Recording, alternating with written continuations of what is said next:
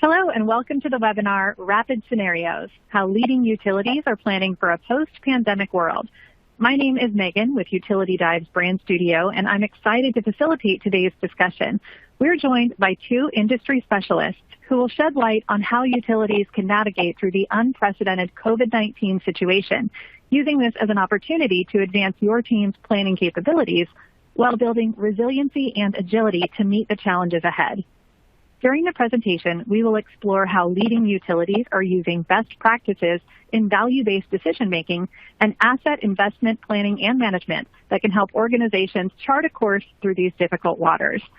Before we get started, just a few housekeeping items. Please note the slides will advance automatically throughout the presentation. To enlarge the slides, click the Enlarge Slides button in the top right-hand corner of your presentation window. If you need technical assistance, click on the Help widget on the bottom left corner. We encourage you to submit questions at any time throughout the presentation using the Q&A widget at the bottom. We'll answer as many questions as we can at the end. After the presentation, you will also be able to access the on-demand recording of the webinar using the same link from today's live event. Before we dive in, please help me welcome our speakers for today. With us today, we have Miranda Aldrett, President of Americas for Copperleaf. In this role, Miranda is responsible for the top line and bottom line of the Americas region for Copperleaf, which includes Canada, the United States, and Latin America. Miranda joined Copperleaf in 2012 as a senior consultant and more recently served as the Vice President of Customer Experience, CX, a role she took on in 2015. Under her leadership, the CX team has grown by over 600% in the past 4 years and expanded across North America, Europe, Asia Pacific, and Japan.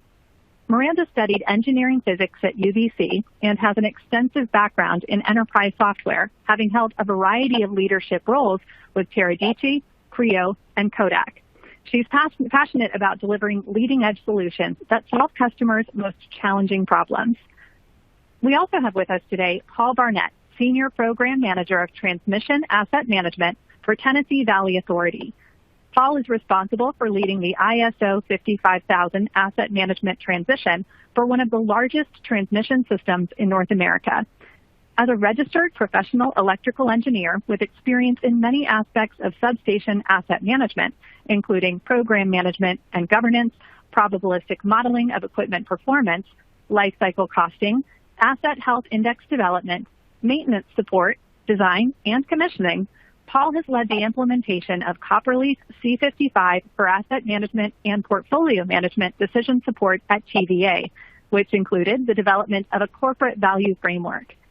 TVA is a corporate agency of the United States that provides electricity for business customers and local power companies, serving 10 million people in parts of 7 southeastern states. Welcome, Miranda and Paul. We're excited to have you here, as I know you both have some great thoughts and perspectives to share with our audience. With that, I'll hand it over to Miranda. Thank you very much, Megan. It's a challenging time at the moment to be a utility. So much change, so rapidly. Speaking with some of our current customers, I've heard about parts of different organizations that have needed to adopt a decade worth of change in a period of weeks. And really, as an essential service, most of you have no choice but to find a way to make it happen. As a customer, I'm incredibly grateful that you've been able to do this. And I feel that we really need to celebrate the contribution that you and all of your teams at utilities around the world are making to ensuring that this difficult time is a little bit less difficult for all of us. During our recent Copperleaf Summit, our first virtual summit, we actually had some virtual pot banging that we did to try and celebrate this for our current clients. And I'd like to extend that thanks to you. And in particular, if we have anybody from BC Hydro on the line, I'm very grateful for all of the work that you're doing for those of us at Copperleaf here in Vancouver. As we've been working with some of our different existing clients and also talking to potential new clients, there's a lot that's happening very, very quickly and really different phases that we see businesses in general and utilities in particular going through as we attempt to respond to the pandemic. In order to try and help us separate our thinking and think of some of what we need to do now in a more tactical sense versus some of the things that will really help us going into the future, we've built out a 4-stage model that describes the different stages that we see our clients going through as they plan how to manage the pandemic today and how to build for what is going to happen beyond the end of the pandemic or as we all adapt into a new normal. At the first stage, what we've referred to as communication and safety. This is really about thinking, how do we need to build an initial response? And how can we identify what the immediate threats are to our communities and to our workers, and build out ways that we can conduct some of our most urgent and essential work safely. How do we respond to the need for customer connections? How do we respond to emergencies? Are there construction projects that we're in the middle of that we need to be able to continue? We've looked at the need to adapt to working from home. This has been a really big challenge for several of our existing clients. And even for us here at Copperleaf, we found that we're stressing our IT infrastructure and some of our systems in ways that we've never anticipated, having our entire workforce move from being office-based or field-based to all of a sudden working from a home office environment. Along with those challenges around how everybody can work from home come new challenges about how we lead in a fully remote world. For many of our utility clients, there are also some significant challenges around how to maintain staffing for many of the essential services in terms of crew and control room. How do we continue to monitor the system and to make changes while ensuring that all of our workers remain safe and are able to do their jobs effectively? So I know, Paul, you've been doing a lot of work in responding to some of this at TVA. Can you tell us a little bit about when you first started realizing that there was going to be a big shift in how you worked at TVA? Yeah, Miranda. So we've actually been pretty busy over this time period. I think our first real indication started in early March. So we're located in the southeast of the United States. And it really started around conversations with manning our 24/7 control center, which is the reliability coordinator for our footprint. And so then from there, with changes in national and state policy and conversations around teleworking, we started around mid-March or so, teleworking for corporate office employees. And then from there, moved into the social distancing practices supporting state and national policies with our crews in the field having not doing field work. And so the first part was trying to, I think, understand how to staff the control center, which had its own challenges. And then, as you mentioned, stressing our IT infrastructure. So a few of us have worked remotely some. It's kind of nice to work from the house every once in a while, but having everyone working remotely, I can't speak for our IT organization, but I know there was some concern, at least some conversations around a remote water cooler about how that would work. It's actually worked really well for us. I think we've all been surprised at how well we've been able to work from home. Around April, end of March, 1st of April, we started limiting field employees, and really just the indication that you were performing work that had to be performed to keep the lights on. And then other work that you were doing was not to be completed. So if you could do work from the house, but largely the field work was not being completed for a few weeks in April. Makes sense. Thank you. That's, I think, a very common story that we've heard from a lot of clients that we've been working with, that some of the challenges around working from home that I think in the first few weeks seemed pretty insurmountable for a lot of people. It's just amazing how everyone has risen to the challenge and found a way to make that work out, and actually in most cases work quite well. What were some of the biggest challenges that you faced through that journey, Paul? Yeah, I think some of the big challenges were around, as we started to scale back the workforce, what work would we do and what work would we not do?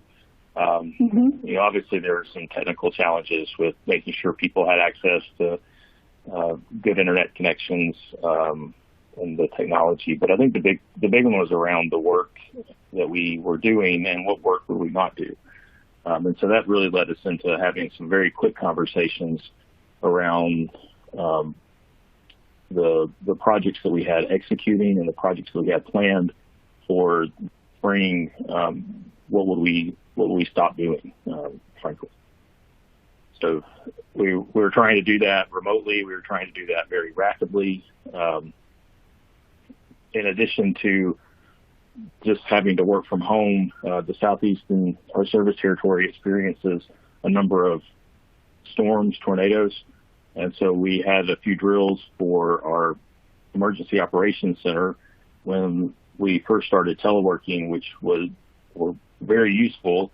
About 2 weeks after we had the drill for the emergency operations center, we had to staff the emergency operations center remotely. And so we set up an incident command system through a telework environment using various WebEx type products.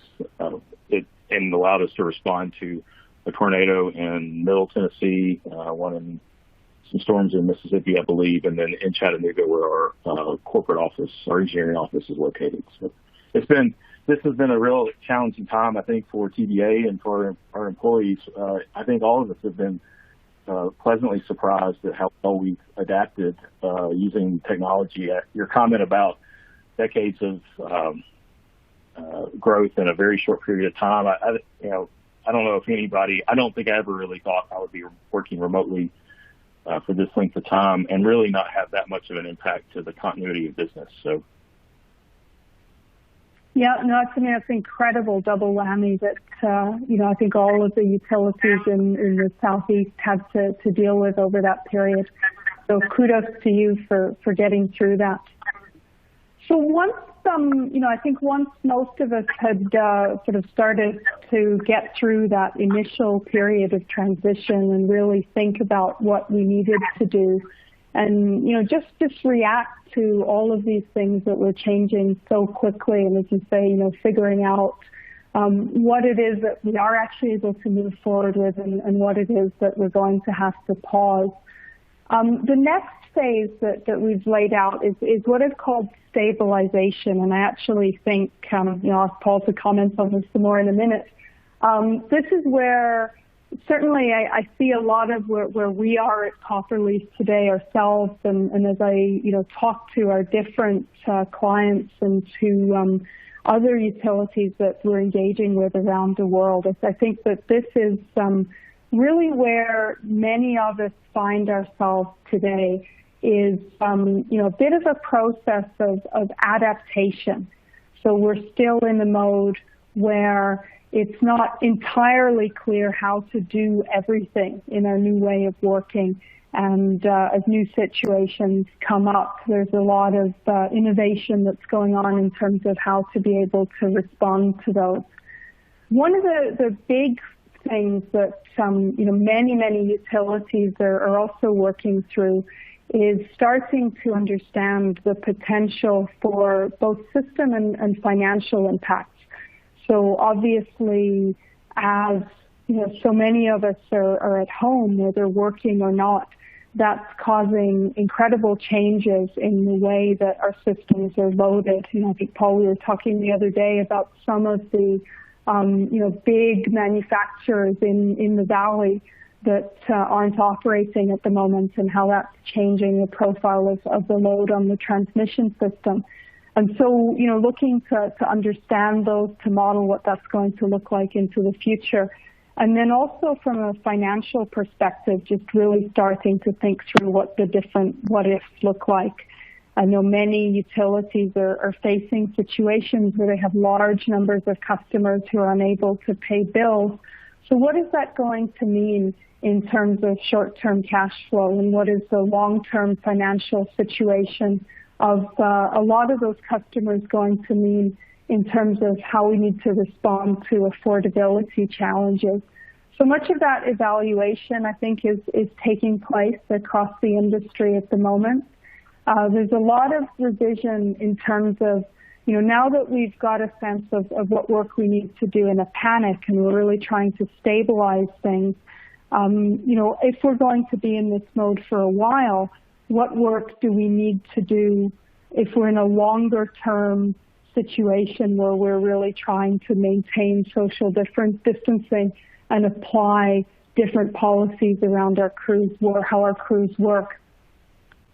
And then next, if we're sort of working through the hierarchy of things to think about, is as we're making all of these changes, or thinking about how we can accommodate different financial scenarios, whether they're different cash flow scenarios, different capital scenarios, the potential for stimulus payments in some cases, as we're looking at our ability to execute work and pacing. How do those different scenarios or different things that we might do impact on the risk associated with our asset base? And then finally, how do we ensure that we can maintain a reasonable level of customer service and meet the expectations of our customers in this greatly changed world? So I think, Paul, as everyone at TVA has really gotten into the groove of working remotely and really done quite well with that, it sounds like you've been really innovative in finding some projects that you're able to progress in more of a remote working environment, while some of the construction projects are a bit more difficult. Can you tell us a little bit about some of what you've been doing there? Yeah, so I think it's a couple of things. We've had, I think personally I've experienced some efficiency gains in working from home. I've noticed that, meetings are shorter, people tend to be more available via different chat platforms. So that's allowing us to also do some work that we've had a little bit of back burner. So for us in asset management, that's being able to work a little bit more on our strategic asset management plan. Some of the kind of, like I said, that back burner stuff that's important, but often it's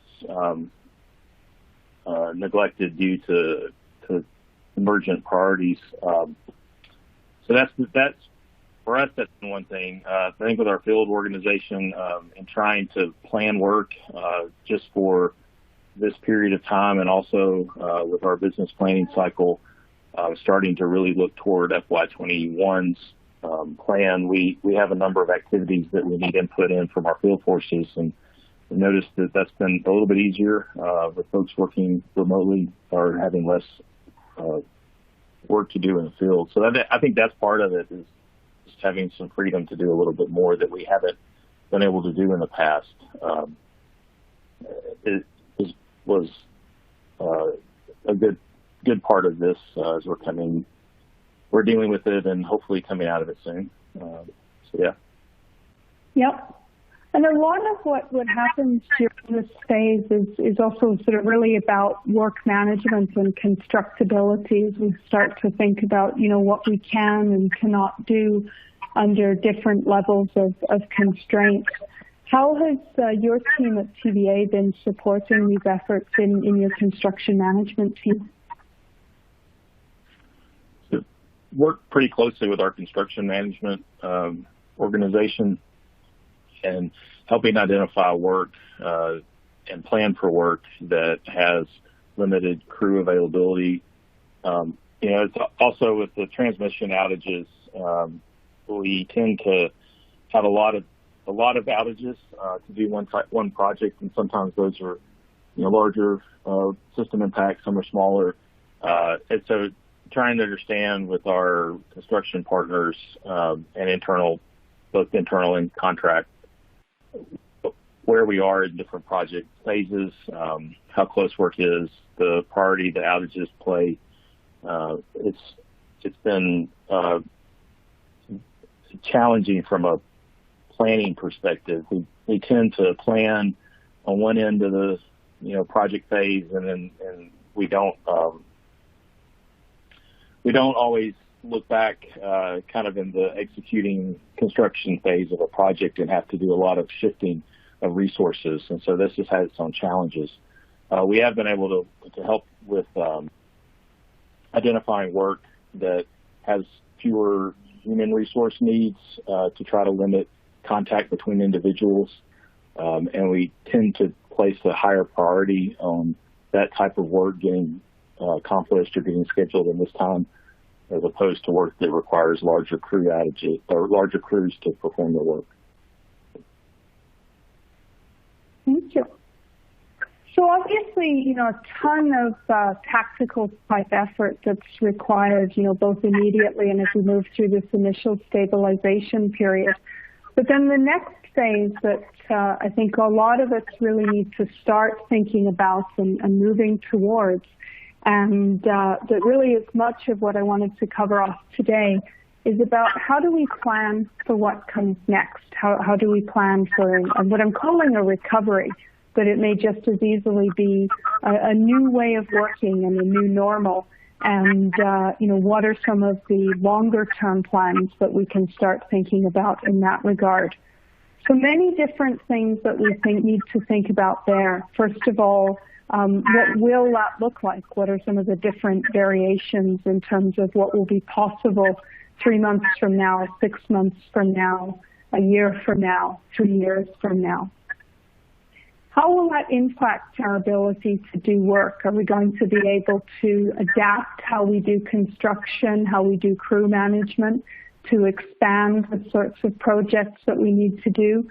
Do we need to break work up into different types of projects that we'll be more easily able to execute on in a socially distanced world? And then as we'd alluded to a little bit in some of the earlier phases, how do we take some of that thinking that we have around our customers' priorities, around social priorities, some of those financial and customer service types of considerations that we started thinking about through the stabilization phase, and really flow those forward into actually working towards making more concrete plans?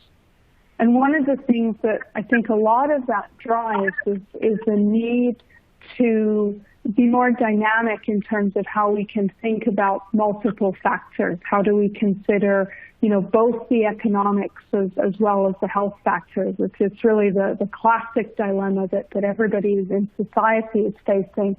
We need to work through within our internal planning exercises. And how can we, make sure that we're responding to what our customers need today, while also leaving ourselves in a strong position so that we can ensure that we're financially, technically viable into the future, and we're not building a mountain of problems for ourselves. And again, really focusing on our customers and how we can help them, how we can meet their expectations in this time. So Paul, I think you've been starting to look at some different scenarios and running models around the new normal. What does some of that look like for you right now? Yeah, so I think it really gets into trying to understand the impacts that the current environment is going to have in the future. One of them is, you mentioned previously, system loads being down. That's had some unusual challenges for us in that we've hit some system minimums that we have. Like, our system is this time of year normally around 15 to 18 gigawatts of peak capacity or of instantaneous generation. We hit at some points around 11, which is a very low point for us. Wow. Actually. So that's had some impacts, like you mentioned, on our rates for sure.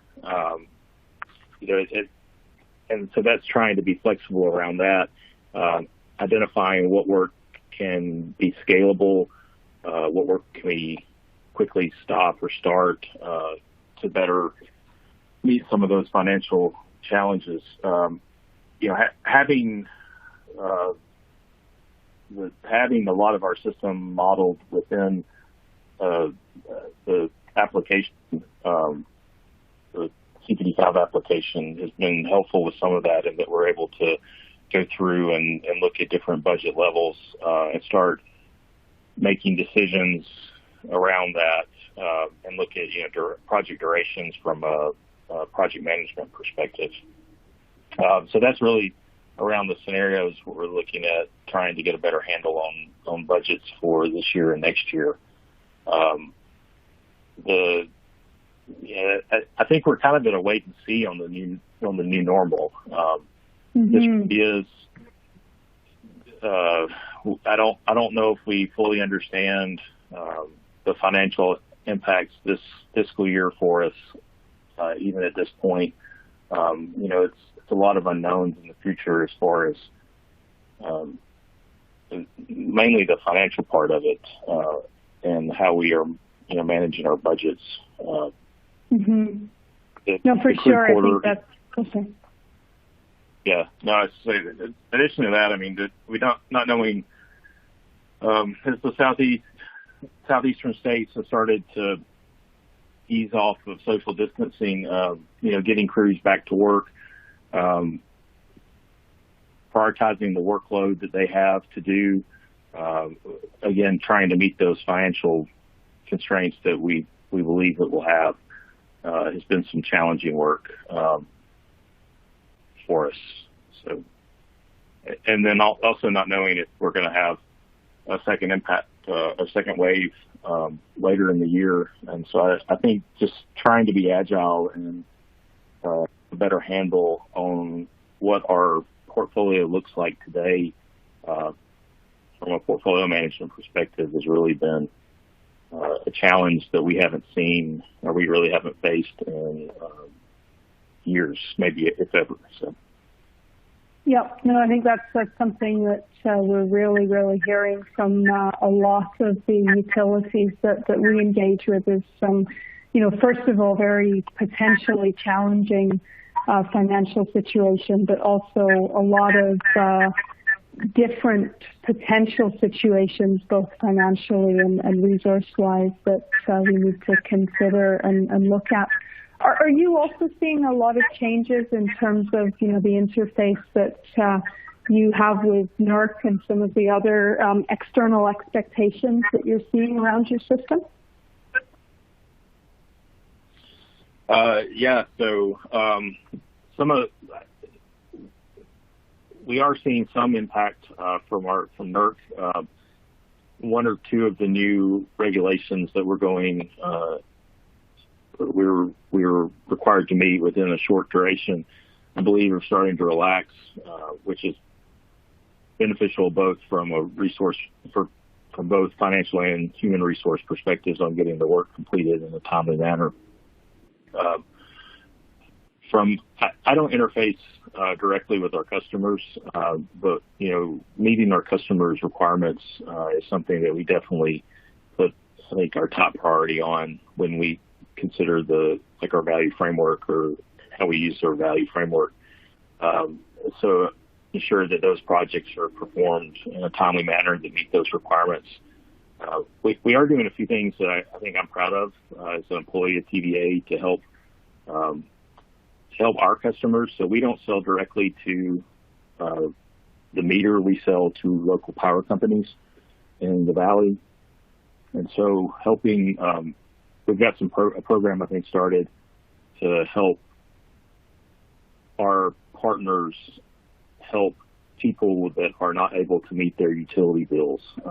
So kind of proud of that we're supporting those initiatives, and with all of this as well. So there's a lot of, I think, factors that are going on and supporting our stakeholders and understanding what their requirements are in this changing environment.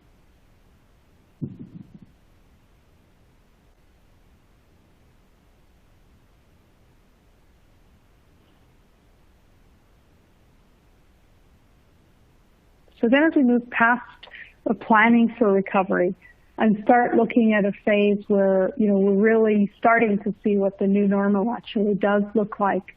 One of the other themes that we're seeing and the other phase that we're looking at in terms of planning is really around monitoring and evaluating, because we're living in a world with so much uncertainty. How can we really make sure that we stay ahead of what's happening to us and really learn how to move quickly in an environment where there is a lot of uncertainty and where what we thought we might need to plan for doesn't turn out to be what eventually happens. So of course, this also drives the need to really be able to course correct quickly and to be able to be agile in terms of, not only the plans that we develop, but also our execution on those plans. How can we refresh some of our models and assumptions in order to be able to, again, adapt to some of the changes that we see as we're going through? And then finally, really rebuild those plans in a dynamic fashion to adapt to changing circumstances. And I know, Paul, that TBA has actually been doing regular replanning of the portfolio for quite a number of years now. Can you comment a little bit on how this helps your ability to be agile as a business? Yeah, so, generally we talk about the portfolio and the churn in the portfolio, and so that's something that we are used to dealing with. A lot of times that churn takes into account the work that hasn't started yet, and so, it tends to be, do you pull in an initiative, do you push out an initiative, and continue to work. This period has been a little more challenging in that we've had to do some replanning around executing work. Going in, we actually had a mild winter in the Southeast. Going into this pandemic period, we had some rate pressures, and we had started doing some replanning of our portfolio even back into January to make sure that we were going to meet our targets. And so that this kind of has continued into this period, and it's been interesting. It's been challenging. So we have a couple of different systems that help us manage our work, and they don't necessarily talk to each other from an integration perspective. So we've had to have people in the middle of them, and that's had its own challenges where we've had a lot of team effort with our project managers, construction managers, the portfolio management folks. It's been a nearly weekly conversations around what work we will continue, what work we can stop, what work we can defer over the last really 6 to 8 weeks.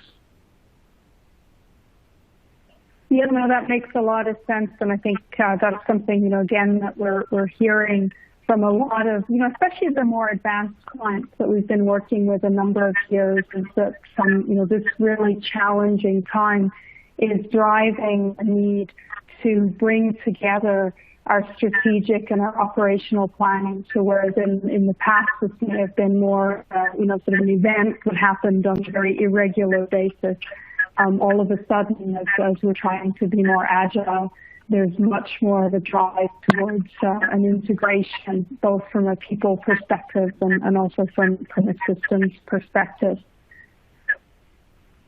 Are there any other thoughts, Paul, that you wanted to share on how other organizations who are starting to think about continuous planning and course correction might want to learn from some of TDA's experience there?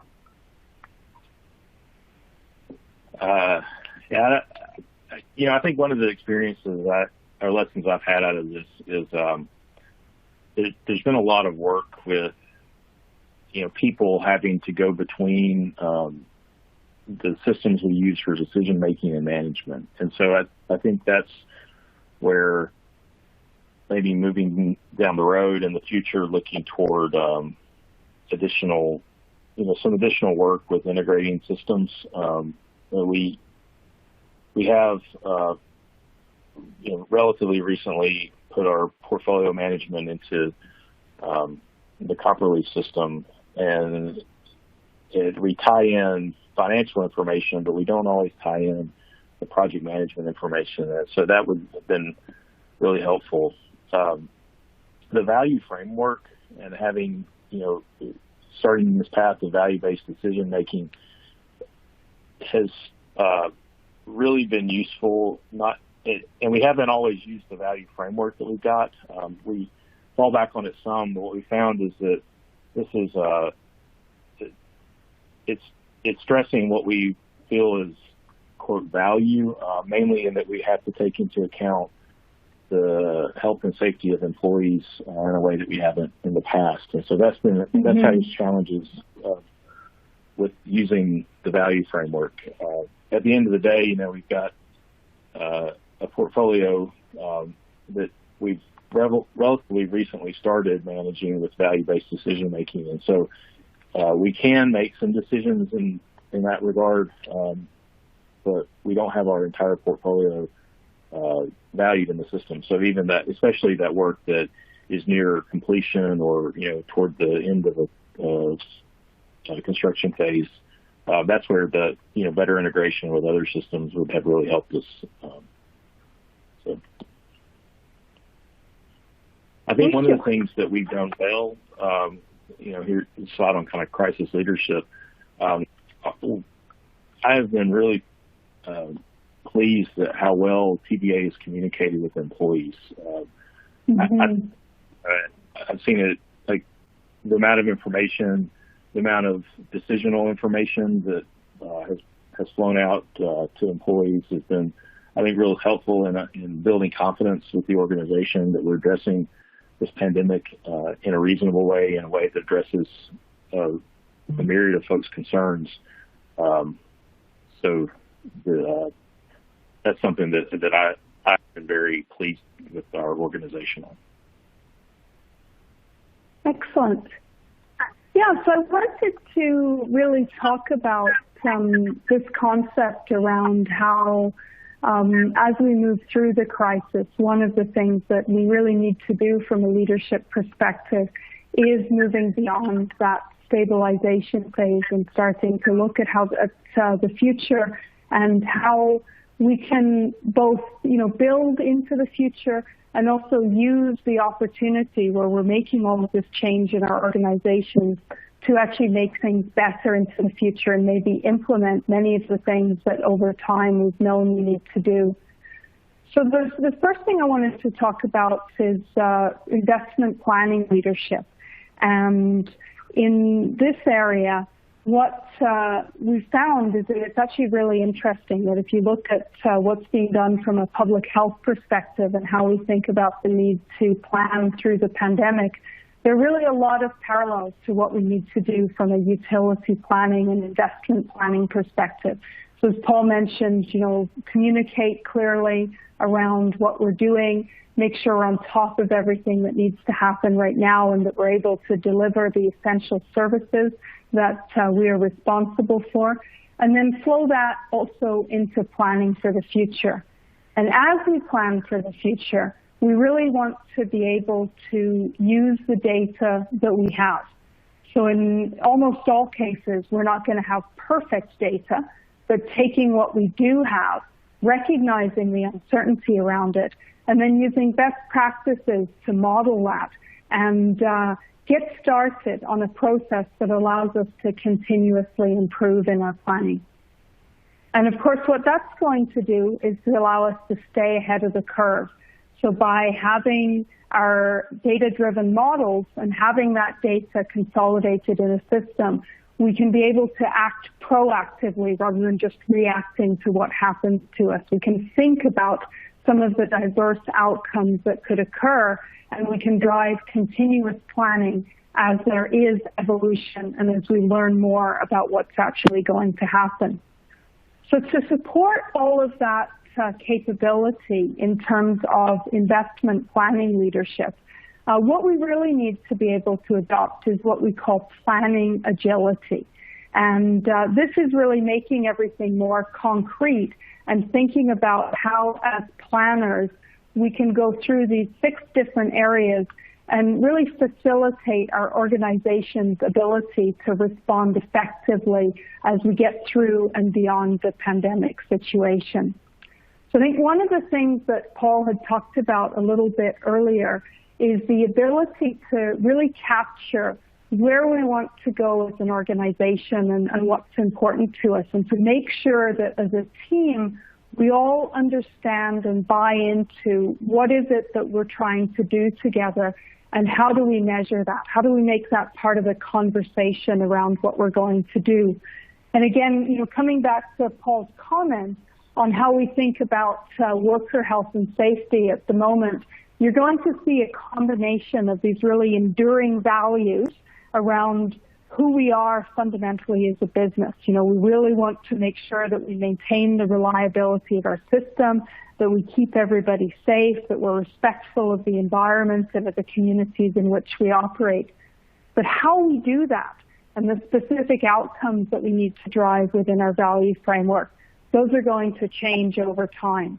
And I think that's one of the things that many of the clients that we're working with are seeing quite significantly at the moment, is that some of the specific outcomes that we need to drive will change quite substantially. So once we have our value framework defined and we're starting to look more specifically at some of the work that we're going to do, the next foundational step in planning agility is really having strong governance that can drive trust in the planning process and create clarity around the expectations for the justification of projects and initiatives, and really a common understanding of why we're choosing to do what we're choosing to do right now, and allows us to get to the best data that we can achieve. So having those 2 pieces in place, what that's going to do is really drive the ability to do comprehensive what-if analysis. And this is one of the things that I think we started the conversation with around so much uncertainty, is driving the need to make not just one plan, but many plans around very different financial situations, very different system load situations, very different resourcing situations. So if so much is changing around us in the world, how do we make the most appropriate trade-offs and look at all of the options that are available to us? Finally, we'll use our what-if analysis to really try to make the best decision that we can on a plan. But as we see change, how can we adapt to that change and really adapt to what we see in reality if things do not turn out how we expect them to? If the timing of a second wave looks different than what we were expecting, how can we bring that into the system? So very important, from a people, processes, and data perspective, to build out that framework for continuous planning. And then finally, having done all of that, as with almost all agile processes, the key to really getting better is to have a framework that allows you to adjust to change and to learn as you go. So we talked quite a bit earlier about starting with the data that you have. As you start to use that data, you can understand what's most important in your data and really work to improve that. Similarly with your processes, with your value framework, with the outcomes that you're looking to drive, these are things that will evolve as you learn more and as you use them over time. So as we've been approaching this at Copperleaf, we've had quite a number of existing customers and also potential customers who've come to us really looking for some help in how do we respond to the challenges that we're facing as a utility in a world where we need to address the challenges of COVID. And, really what we see thematically is very common around the world. First of all, being able to understand everything that's in our investment portfolio. And, Paul had talked about some of TBA's experiences building that out. And then how do we look at the options that we have within that universe of work? So if we need to cut budget, if we need to change our resourcing profile, how can we understand what those scenarios look like and what the trade-offs between them are? And how can we create visibility into what those different options that we could look at will mean in terms of risk across our system? So what we've been working on at Copperleaf is what we call rapid scenario planning, which allows you as a utility to take your investment data and take different versions of business constraints that you're looking at, and then very quickly generate a range of what-if scenarios and the risk exposure and plan associated with each of those scenarios so that you can quickly consider your options and act accordingly. And in order to support this, we've come up with a 6 to 8 week process where we can work with you and support you and provide you with ongoing training to look at how you can bring in any of your existing investment data, how you can calculate automatically the resources that are going to be needed to execute on some of the different types of work that you have in the system, set constraints in different scenarios, so different versions of your plan that look at different constraints, run an optimization to ensure that you're doing the best thing possible within those sets of constraints, and then compare and adjust those different scenarios that you've generated through the optimization to account for any factors that you weren't able to include in the original investment data, as well as to potentially look at different what-if cases that you may not have modeled originally. And then finally, we can work with you to create the artifacts that you need to present to both internal and external stakeholders. So we really see this driving 3 major benefits for you. First of all, we need to be able to provide visibility into our portfolio and see which projects we have and what our different scenarios can look like. Secondly, this capability can provide us with the ability to be agile and to easily run different what-if scenarios and compare across those different scenarios. And finally, especially when we look at some of the reporting capabilities, this is going to provide us with the ability to create transparency and really share the understanding that we've developed around our portfolio and around the different options that we have within our portfolio with our various internal and external stakeholders. So I wanted to thank everybody for your time today listening to this. And then I think we're going to move on to some questions. Wonderful. Well, thank you, Miranda and Paul, for your insights. Fortunately, we do have a few minutes left for our panel to field some questions. So feel free to post your questions, and we'll try to get to all of them. Our first question is asking whether continuity planning is the same with the initial planning. So maybe I'll start on that one, and then Paul, or Paul, did you want to start? Go ahead. No, go ahead. No, go ahead, Miranda. So I think there's really, we talked about operational and strategic planning. And I think, a lot of when we talk about this kind of stabilization phase, the safety and communication and security and the stabilization phase, a lot of what we're going to need to be focused on there is really on the operational side. And then as we start looking to lead through and beyond, that's where we need to transition to also thinking more about what we want to do strategically.